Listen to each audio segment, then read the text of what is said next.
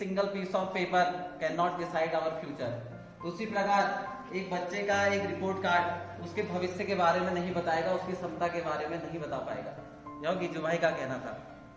Last but not the least, हमारा प्रणाम। तो अपने टॉपिक की शुरुआत तो शब्दों से करूंगा। जो मानते थे विद्यालय को बाल विकास की प्रयोगशाला, जो मानते थे विद्यालय को बाल विकास की प्रयोगशाला, जिन्होंने जिम्मा उठाया था भारत में मॉन्टेसरी पद्धति को पेश करने का, जिन्होंने जिम्मा उठाया था भारत में मॉन्टेसरी पद्धति को पेश करने का, पेशे से वकील पर दिवा स्वप्न, माँ बापों की माता बच्ची, नकल बिना कर जैसी महान पुस्तकों के रचयिता, पेशे से वकील पर दिवा स्वप्न, माँ बापों की माता बच्ची, नकल बिना कर जैसी महान पुस्तकों के रचयिता, बाल मंदिर विद्यालय की स्थापना करने वाले महान शिक्षा शास्त्री, जिनपे किताब था पूछो वाली माँ का, बाल मंदिर विद्यालय की स्थापना करने वाले महान शिक्षा शास्त्री, जिनपे किताब था पूछो वाली माँ का। जी हाँ, वो महान भारतीय पुरुष है, गुजराती भाषा के लेखक गिरिजा शंकर भगवान जी बने। गिजू भाई के विचारों को मैं बताऊंगा थोड़ा। गिजू भाई ने मॉन्टेसरी पद्धति का गहन अध्ययन किया और इसके सिद्धांतों को, भारतीय सिद्धांतों को परिस्थितियों के अनुकूल रूपांतरण किया। अपने शैक्षिक विचारों को मूर्त रूप देने के लिए 1920 में बाल विद्या मंदिर की स्थापना की। गिजू भाई जीवन व्यापी प्रक्रिया शिक्षा को मानते हैं। उनके अनुसार शिक्षा अंतरात्मा की भूख है। इस प्रवृत्ति का उद्गम हमारे भीतर है। कोई आदमी किसी को सिखा नहीं सकता। शिक्षा विकास है और विकास की आधारशिला है अनुभव। अनुभव स्वतंत्र क्रिया में निहित है, अतः बालक को स्वतंत्र वातावरण प्रदान करना चाहिए।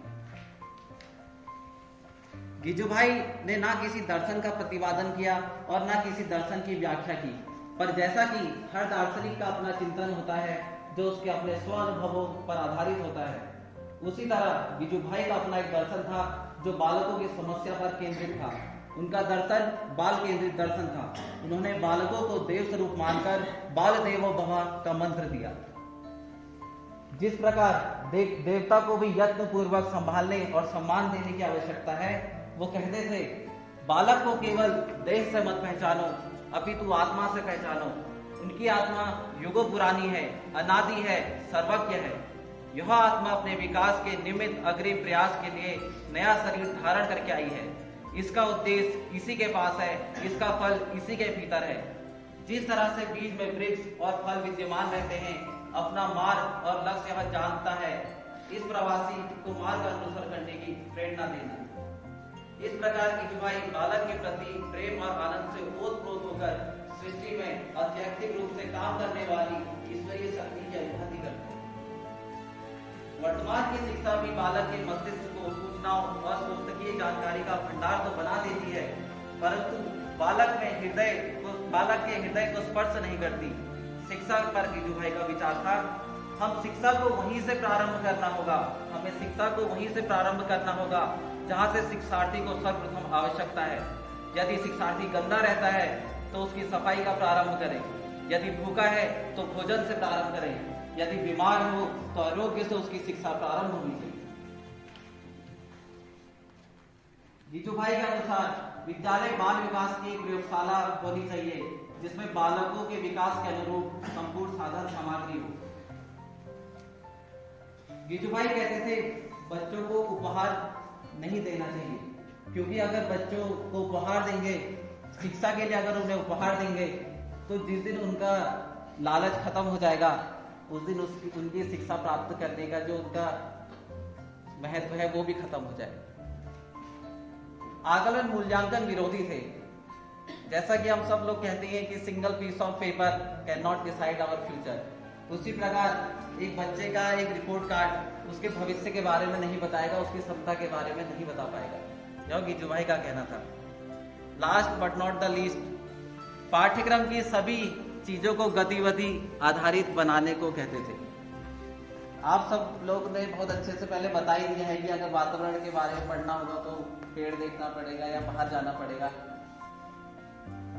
वही आप लोग के शब्दों में ही है। वर्तमान में बाल शिक्षा का भी व्यवसायीकरण हुआ है। गली मोहल्ले में बाल शिक्षा के नाम पर पब्लिक स्कूलों के बोर्ड लगे हैं। बाल विद्यालय देखे जा सकते हैं। जो घुटनों पर दूषित वातावरण एवं मनोवैज्ञानिक तरीके से चल रहे हैं। ये विद्यालय बालक का बचपन छीनकर उसे ज्ञान के गलियारे में बलपूर्वक धकेल रहे हैं। इसलिए गिजू भाई इस संदर्भ में माता पिता से कहते थे, इन जेल खाने में भेजने से अपने शिशु को बचाए। वर्तमान में भी ये जेल खाने अंग्रेजी माध्यम के पब्लिक स्कूलों के नाम से देश के कोने कोने में व्याप्त हैं, जहां हमारे बच्चों से उनका बचपन छीना जा रहा है। गिजू भाई ने बालकों की शिक्षा का जिम्मा अपने हाथों में लिया था, इसलिए इन्हें बालकों का गांधी कहकर पुकारा गया। उनके अनुसार शिक्षा के उद्देश्य शारीरिक, मानसिक, बौद्धिक, आत्मिक क्षमता का विकास करना, व्यावसायिक दक्षता में वृद्धि करना, सामुदायिक सहभागिता का विकास करना, राष्ट्रभक्ति का भाव लाना, समता व समानता का विकास, सृजनात्मक क्षमता एवं आत्म अभिव्यक्ति का विकास, स्वच्छता के प्रति जागरूकता तथा चारित्रिक एवं सामाजिक विकास करना है।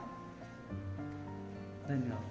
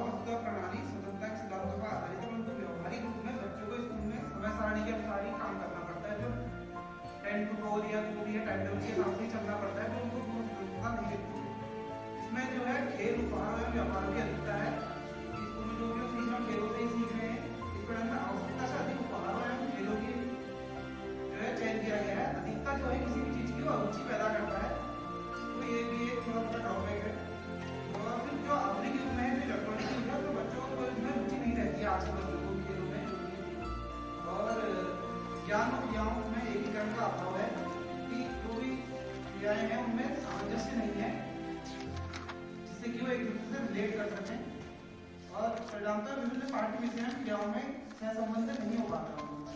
और खेल गीत जो, क्योंकि प्रोवेल ने कहा था कि जो खेलों से और गीतों से या चित्रों के माध्यम से पढ़ाया जाए, बट जो खेल गीत का निर्माण किंडरगार्टन के लिए किया है तो उसमें जो ताल और लय है वो नमस्कार। तो जैसे कि आशीष सर ने जो है कि सकारात्मक विचारों के बारे में आपको बता ही दिया है, तो हर सिक्के के दो पहलू होते हैं। अब सर ने सकारात्मक बताया था, हम नकारात्मक बताएंगे। ठीक है, सबसे पहले तो बीजू भाई की शिक्षण पद्धति थी वो उनकी खुद की नहीं थी, उनने माउंटेसरी को कॉपी किया था इंडिया में। तो अब सर ने बाकी बता ही दिया है कि ठीक है क्यों नहीं हो पाया, क्या कहते हैं वहाँ की इटली जनसंख्या बहुत कम है, भारत की इतनी ज़्यादा है। तो अभी भी हम आज के समय में गिरिजू भाई की शिक्षा पद्धति नहीं देख रहे उतनी ज़्यादा, कहीं कहीं पे हो रही होगी मान सकता हूँ, पर पूरे रूप से संपूर्ण रूप से नहीं हो पा रहा है। और दूसरा जो था गिरिजू भाई ने कहा था कि